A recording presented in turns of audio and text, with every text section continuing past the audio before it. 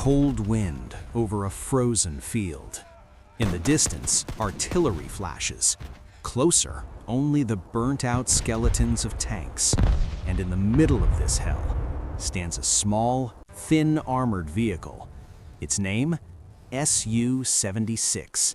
On paper, it was a weapon of victory. Soviet propaganda proudly claimed, simple, cheap, successful, our chariot of victory. But the men who had to ride into battle inside it, they gave it another name, Ekipazhny grob, the crew's coffin. Today, we're going to see how one machine could become both a weapon of victory and, at the same time, a crew's coffin for thousands of soldiers. Eastern Front. For the Soviet Union, the mission is brutally simple. Stop the Wehrmacht at any cost. Tanks are being destroyed, guns are being lost, but new vehicles must reach the front. Today, tomorrow, the day after. There is no pause button. Building T-34s in heavy tanks brings glory, but something else is just as important.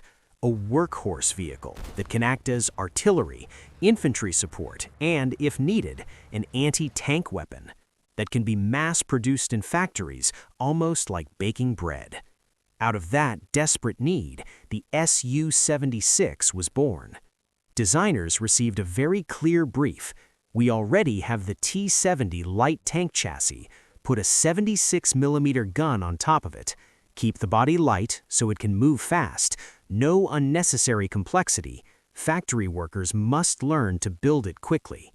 On paper, it was a perfect plan. A light chassis, a powerful 76.2mm ZIS-3 gun on top, and an open fighting compartment at the rear from where the crew could easily see targets, support the infantry, and, in theory, even hunt German tanks.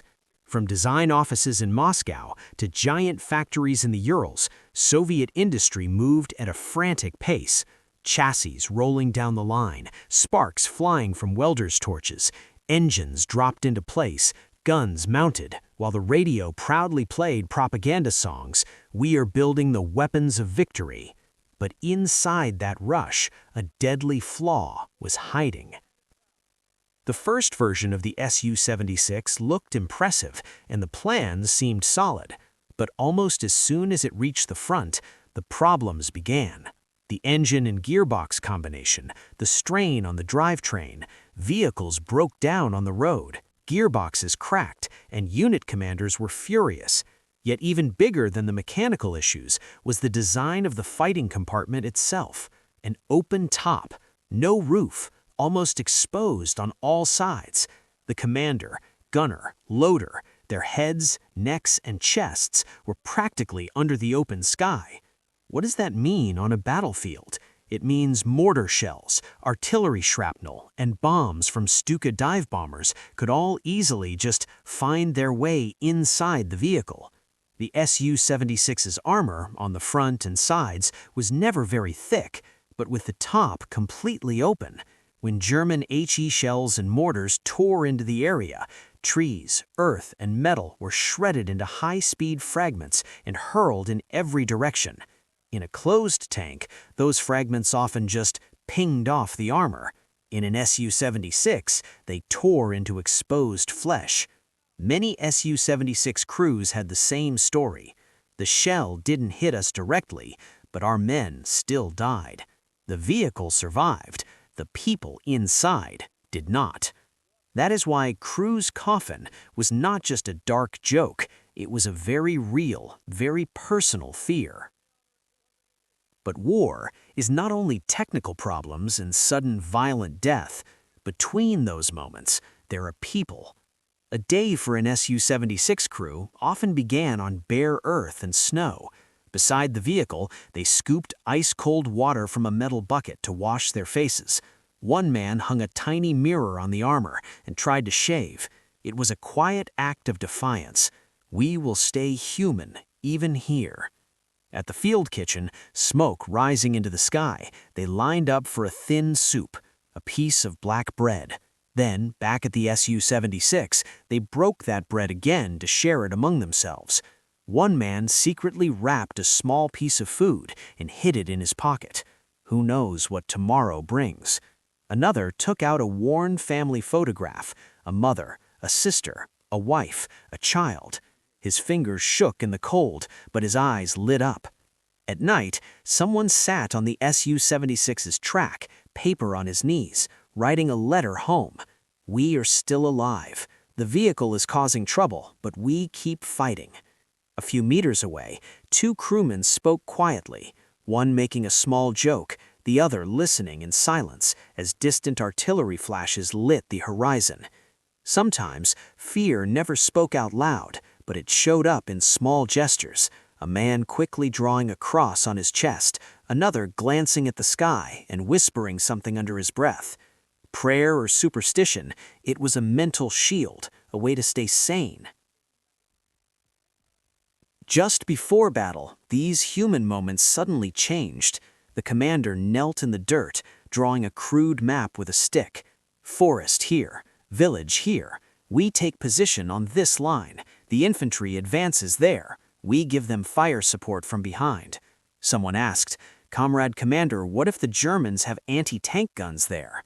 A short silence, then the answer, "That's why you are here. You kill them first. Then they will try to kill you." After that, no one joked. They checked the vehicle in silence, bolts tightened, tracks inspected, gun breech cleaned. The loader hugged heavy shells to his chest, lifting and stacking them with practiced speed. Sometimes his hands shook, but the rhythm was pure training. This was his job now, his profession. Above the camp, stars shone in the night, but the faces lying on top of the SU-76 barely looked up. In their minds, they could already see the next dawn, Earth exploding under artillery fire, and themselves sitting inside an open-topped coffin, trying to stay alive. They knew that this little machine could help stop the Germans, but they also knew that every movement, every minute inside it, was one more step closer to their possible last moment. Dawn. Engines cough to life in the mist. One by one, the SU-76s start up, thin exhaust streaming into the cold air. Tracks bite into frozen mud as a whole column begins to move. From above, they don't look like heroes. They look small. Light armor, open tops, creeping along a narrow forest road. But this is exactly where the SU-76 was meant to fight. Not in grand duels with tigers on open plains, but in the tight spaces of the Eastern Front. Forests, villages, rough tracks, mud and snow. With its relatively light weight, the SU-76 could go where heavier Soviet tanks struggled, across weak bridges, through narrow streets, into boggy ground. Infantry officers quickly understood this little vehicle was their best friend. As Soviet rifle units advanced on a village or a German strongpoint, SU-76s would follow closely behind, guns ready. When a machine gun nest opened up, pinning soldiers to the ground, the infantry signaled, an arm raised, a desperate point. The SU-76 turned, its gun traversing, tracks shifting in the mud. One high-explosive shell, then another. Wooden houses shattered, sandbag positions blown apart, the pressure on the infantry eased.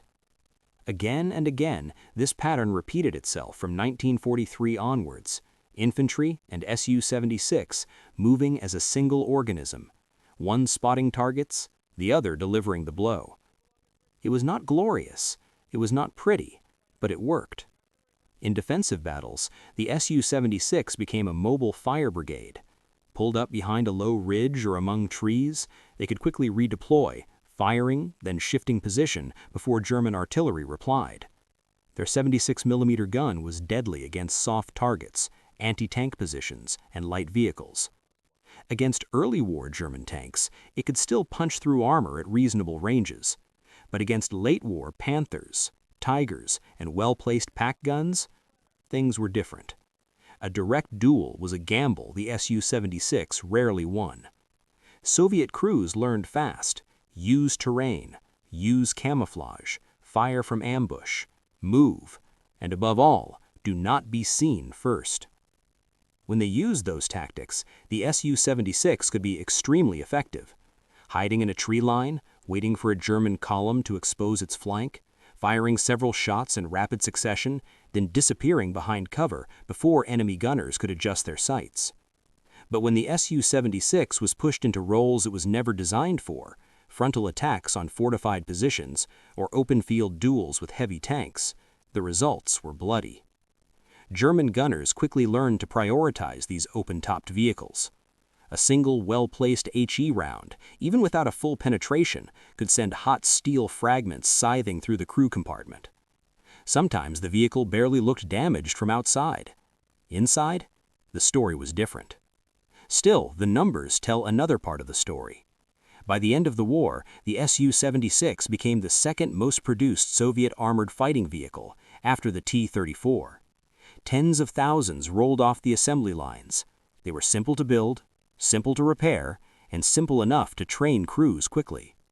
For a country fighting for its life, this simplicity was a kind of genius.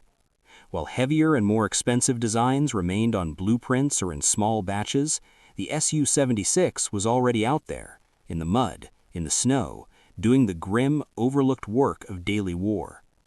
In the recapture of Ukraine, in the forests of Belarus, in the push through Poland, and even on the streets of East Prussia and Berlin itself, the Su-76 was present, supporting infantry, clearing strongpoints, covering advances, and sometimes dying quietly at the roadside without ever making it into the headlines.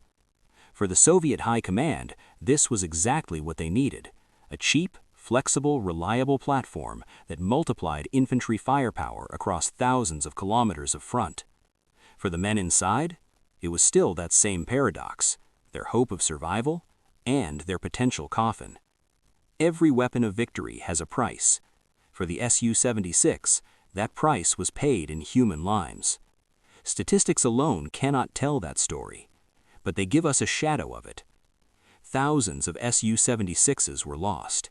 In many of those losses, the machine was destroyed along with the crew, caught in explosions, fire, or hit by shrapnel in their open compartment. Yet even in vehicles that were not completely destroyed, the casualties were often severe. A mortar shell detonating nearby, a tree shattered by artillery, a bomb fragment arcing through the air, all of these could turn the open interior into a storm of splinters. Survivors' memoirs speak again and again of the same scenes: the crack of incoming fire, a blinding flash, then the sound of metal and bone hitting the hull. One man alive, two men half conscious, another not moving at all. The Su-76 could be repaired. It could be dragged back, patched up, sent forward again with a new crew. But the men who had sat there before, who had left scratch marks on the armor with their boots, who had written their names on the gun shield in shock, they did not come back. For Soviet planners, this was acceptable. For the state, the Su-76 was a success story. It used existing parts, it was cheap, it could be built in huge numbers, it helped turn the tide. When German offensives ran out of steam, when the Red Army went over to the attack, there was almost always an Su-76 somewhere nearby, adding its small but constant weight to the avalanche. From a purely military point of view, the design trade-offs made sense. Better to have a lightly armored, open-topped gun in the field now than to wait for a heavier, protected vehicle that might arrive too late or in too few numbers. But for the men who climbed onto its thin armor every morning, this logic felt very different. They joked about it, they cursed it, they decorated it with slogans, they gave it nicknames, some loving, some bitter, and still they fought in it. Because in the end, you don't choose the vehicle you get. You choose what you do with it. Today, the Su-76 stands in museums and open-air memorials across the former Soviet Union and Europe. Tourists walk by, take photos, read the small metal plaques with production numbers and unit designations. Most of them will never feel what it was like to sit on that bare metal seat, to stare at the sky from an open roof, knowing that any second, a piece of steel you will never see coming could decide your fate. But if you look closely at some of these preserved vehicles, you can still find the human traces. A worn patch where boots rubbed the armor, a handle smoothed by countless hands, sometimes even faint scratched initials. The SU-76 was not a tiger, it was not a panther, it was not a legendary ace's mount. It was ordinary, workmanlike, flawed, essential.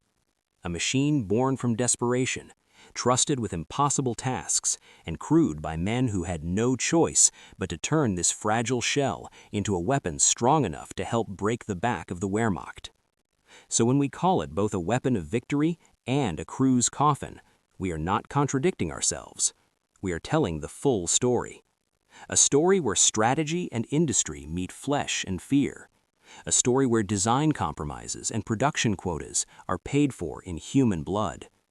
And maybe, as we look at this small, thin-armored vehicle on our screen today, we should remember not only the numbers and the blueprints, but the young faces who climbed into it, wrote one last letter home, and drove slowly towards a horizon they were never sure they would return from. This was the SU-76, a weapon of victory, a crew's coffin, and a reminder that behind every armored vehicle number there were real lives, real choices, and a cost of victory we should never forget.